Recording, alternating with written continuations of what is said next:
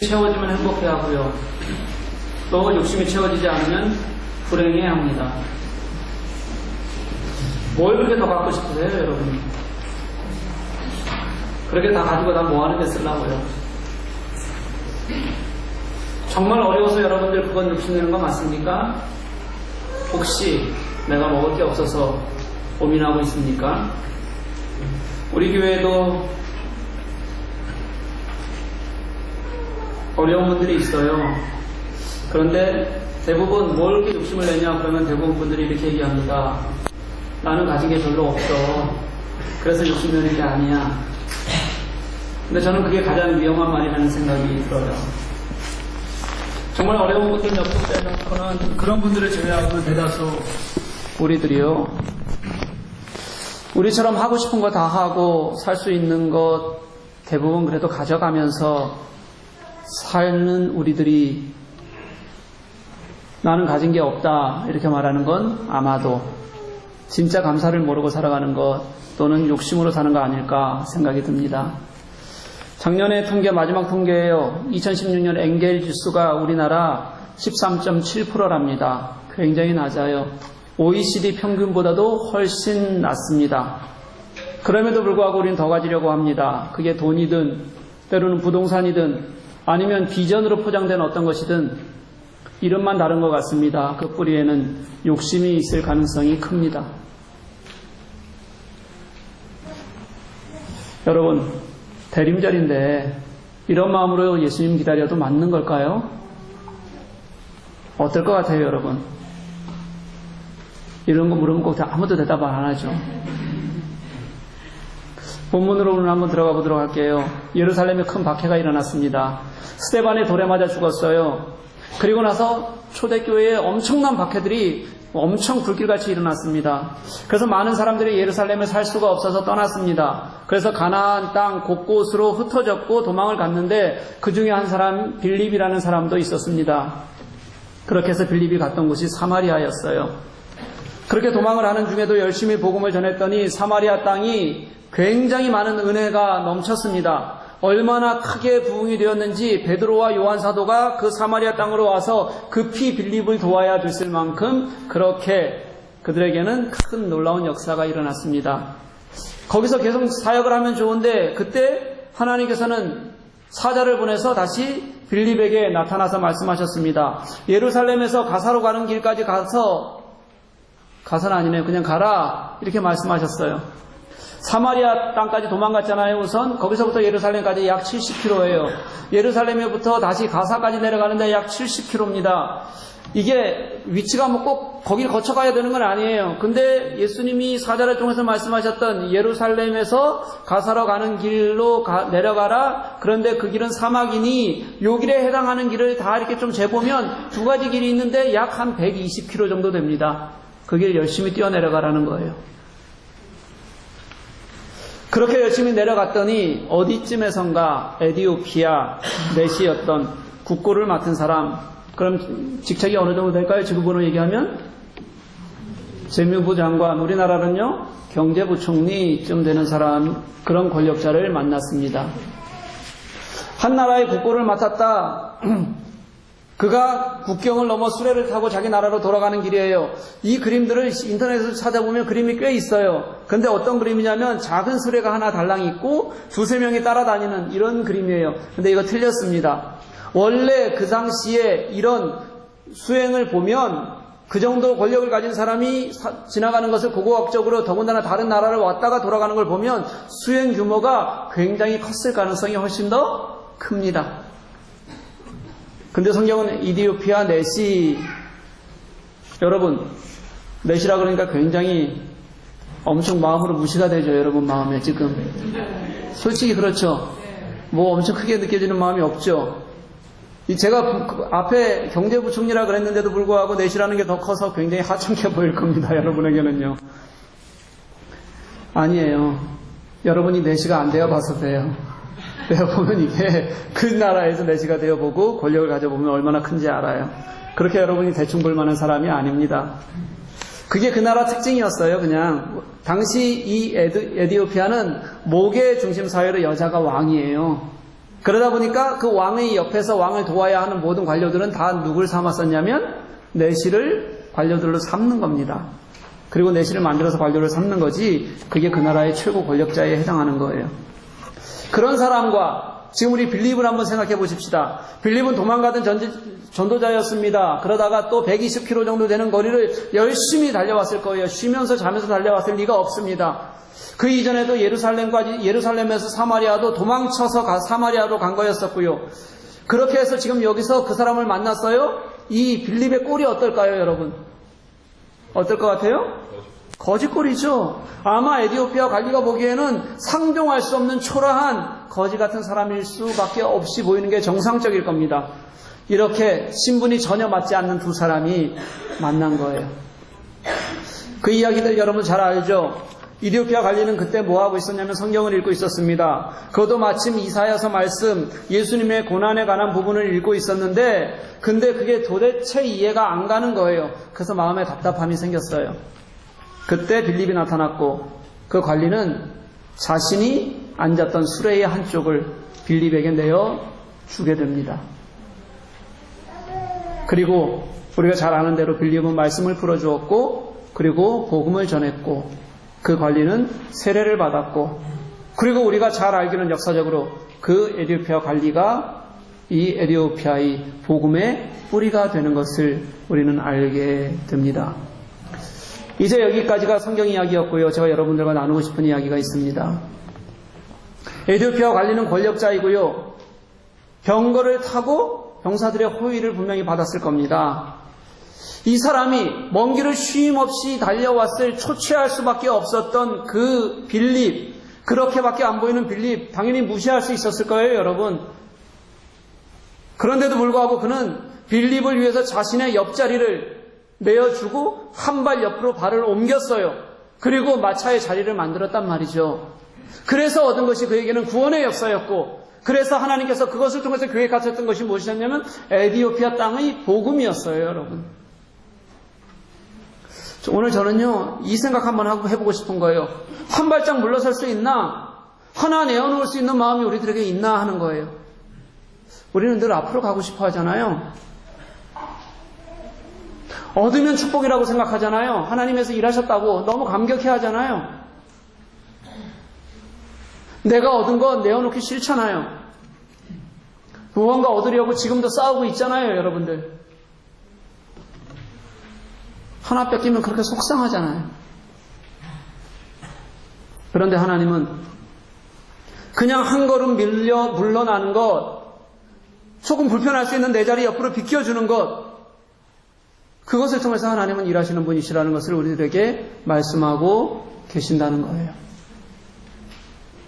나에게는 정말 아무것도 아닌 것 같은데 솔직히 그 자리에 조금 물러나는 게 내 삶에 그리 영향을 미치나요? 조금 불편할 수 있을지 몰라요. 그것도 그렇지만 아주 잠시 동안이에요. 그냥 마음만 있으면 되는 일입니다. 그런데도 불구하고 그것이 다른 누구에게는 한 달에 양식이 되는 일이 생겨요. 어떤 사람에게는 1년에 옷이 돼요. 어떤 사람에게는 10년의 꿈이 돼요. 그걸 통해서 사람들은 생명을 얻기도 한다고요.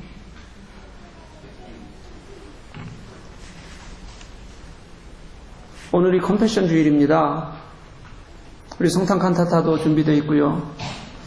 예수님을 우리가 어떻게 기다려야 되겠습니까? 어떤 마음으로 칸타타 준비하셨어요? 우리가 칸타타를 하고 대림절을 지나며 예수님을 기다리는 마음, 진짜 예수님께서 오실 것을 소망하는 마음이 기쁘다면 당연히 어떤 마음이어야 되냐면 우리는 예수님께서 어떤 것을 기뻐하실까? 예수님께서 어떻게 우리의 모습을 보고 싶어 하실까? 그 마음으로 기다려야 되는 게 정상적인 마음이에요, 여러분. 예수를 기다린다는 것은 예수님의 삶이 진짜 내 길이 되게 하는 것, 예수님의 삶이 내 은혜의 넓이가 되게 하고 깊이가 되게 하는 것, 그것을 기대하며 기다리는 것, 그게 예수님을 기다리는 거잖아요.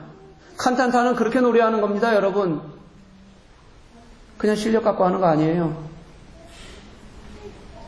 대림절은 그렇게 기다리는 겁니다. 그냥 웃고 즐기면서 기다리는 거 아니에요. 왜냐하면 예수께서 이 땅에 오신 것이 당신을 내어놓는 일이었고, 예수님께서 이 땅에 오셔서 하신 일이 당신이 죽으시는 것이었고, 그래서 그것을 통해서 우리를 살리신 것이기 때문에 그래요. 그래서 우리의 기다림도 똑같이 내어놓고 기다리고, 그리고 예수님의 마음을 사는 것, 그게 진짜 예수님을 기다리는 사람들, 예수 믿는 사람들, 대림절을 사는 우리들의 모습이어야 한다는 겁니다. 예수께서 우리들에게 알려주신 방법이 있어요. 에디오피아 관리는 자기가 한 발 물러나면서 복음을 심었지만, 성경은 우리가 한 발 양보하면, 그리고 우리가 무엇인가 내어놓으면 사람을 살리는 이야기, 이런 이야기로 성경은 가득 차 있어요, 여러분.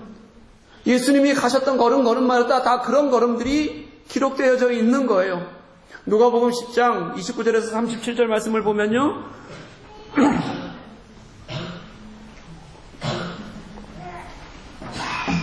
우리가 아주 잘 알고 있는 사마리아 여인, 사마리아 사람, 선한 사마리아 사람 이야기가 나와요. 한 유대인이 예루살렘에서 여리고로 내려갑니다. 가다가 강도를 만났어요. 거의 죽게 된 채로 강도를 당하고 그리고 버려졌습니다. 그 길을 제사장이 지나가요. 사람이 죽어가는 것을 보고도 그냥 지나쳤어요. 레위인이 지나갑니다. 똑같이 보고도 그냥 지나쳤어요. 그런데 그렇게 손가락질 당하고 유대인으로부터 멸시를 당하던, 제대로 취급도 받지 못하던 사마리아 사람이 지나가다가 그를 불쌍히 여겼어요. 그리고 가까이 가서 응급처치를 하는데 말씀은 그 장면도 자세히 이렇게 설명합니다. 기름과 포도주를 상처에 붓고 싸매어 주었다. 그가 얼마나 실제적으로 그를 진짜 도우려고 했는지를 말씀 속에서 보여주는 거예요. 그리고 자신의 짐승에 태워서 주막으로 데려갔고, 그리고 그 주막에 머물도록 비용을 주었고, 그리고 또 돌아올 때 더 줄 테니 돌보아 주시오 맡겨놓고 떠나게 됩니다. 너무 잘 알고 있는 말씀이죠. 이 이야기의 시작이 어떻게 되는지 여러분 혹시 아세요? 이 이야기의 시작이 이거예요. 이 이야기가 나오도록 먼저 말을 꺼낸 사람이 율법 교사라는 사람이었습니다. 그 사람이 뭐라고 얘기하냐면, 자기가 옳게 보이려고, 성경은 그렇게 얘기해요. 다시 말하면 이런 뜻이에요. 내가 율법 교사로 제법 바르게 살아왔으니까 이만하면 칭찬받겠지라는 마음으로 이렇게 묻습니다. 예수님, 내 이웃을 내 몸과 같이 사랑하라 하셨는데, 그러면 내 이웃은 누구입니까? 이렇게 물어요. 나는 이웃이 있다. 그리고 나는 그 이웃을 율법적으로 돕고 있다. 이걸 아마 자랑하고 싶었던 걸 거예요. 그때 예수님께서 이 선한 사마리아 여인의 이야기를 들려주시고 나서 이렇게 물으셨습니다. 이 세 사람 중에 누구죠? 제사장과 레위인과 사마리아 사람 중에 누가 강도 만난 자의 이웃이 되겠느냐? 사랑하는 여러분, 우리의 시각과 예수님의 시각이 혹시 여기서 보이세요? 우리는 내 이웃이 누구인가 이렇게 찾아요. 내 중심이라는 겁니다. 나와 어떤 관계가 있는지, 어떻게 얽힐 수 있는지 그 크라이스가 이미 정해져 있어요. 그 안에서 이웃을 찾아요. 그 안에서 할 일을 찾아요. 그러니까 대부분 어떻게 되냐면 비슷한 사람끼리 만나요. 그리고 비슷한 사람끼리 만나니까 별 도울 일도 없네 뭐 이런 거예요. 내 이웃을 찾으니까요. 그런데 예수님은 아니라는 거예요. 뭐라고 물으셨어요? 누가 그 강도 만난 자의 이웃이 되겠느냐? 다시 말하면 누가 약한 자의 이웃이 되어 주었느냐? 누가 아픈 자의 이웃이 되어 주었느냐? 누가 병든 자의 이웃이 되어 주었느냐? 이렇게 물으셨다는 거예요. 그들에게 이웃이 필요하고 우리가 그들의 이웃이 되어 주는 것, 그게 성경이 말하는 진짜 이웃을 내 몸같이 사랑하라고 말씀하셨던 예수님의 명령이, 하나님의 명령이었다는 거죠. 대강절이잖아요. 저는 우리는 이미 넘치도록 가진 사람들이라고 생각해요. 그러니 예수님을 기다리는 마음이 좀 이전에 약한 자를 돌아보는 마음이 되어야 되지 않을까? 아픈 사람들을 돌아볼 수 있는 마음이 되어야 되지 않을까? 예수님이 우리들에게 가르쳐 주셨듯이 저들이 있는데 네가 저들의 친구 되어줬냐? 이웃 되어줬냐? 말씀하시면 나는 뭐라고 대답할 수 있을까? 여러분, 이게 우리가 대림절 예수님을 기다리는 마음이어야 한다고요. 우리는 해마다 12월의 한 주일을 또는 성탄절에 하게 됐고요. 컴패션 주일로 지킵니다. 오늘이 그 컴패션 주일이에요.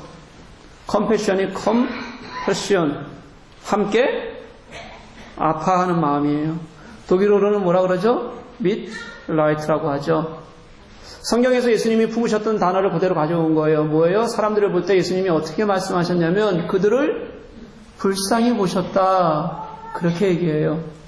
이 예수님께서 그들을 불쌍히 보였다. 다를 때는 연민한다 이런 표현도 쓰죠. 이게 무슨 뜻이냐면 안타깝게 아파하며 당신의 마음에 품었다 이런 뜻입니다. 여러분, 무엇인가를 봤더니 그게 안타까워요. 그리고 내가 아파요. 그래서 내 가슴속에서 이게 떠나지 않는 거예요. 품고 그가 내 속에 있기를 기다리는 마음, 그게 예수님의 마음이었다고요.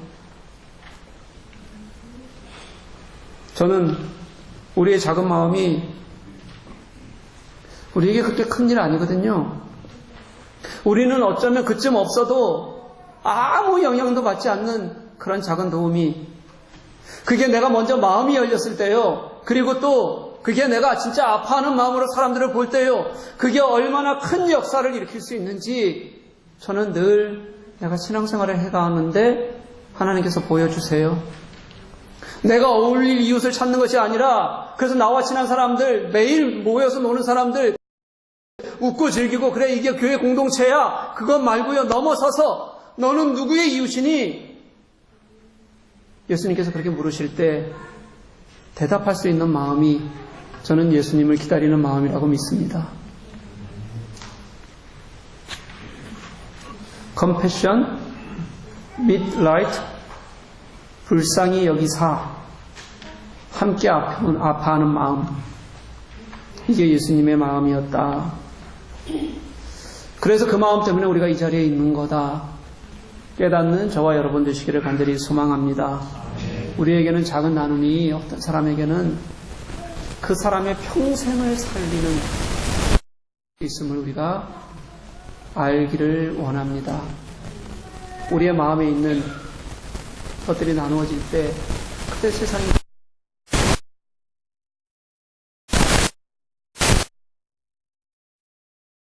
가르치셨던 것이었다는 것을 우리가 잘 깨달아 알았으면 좋겠어요.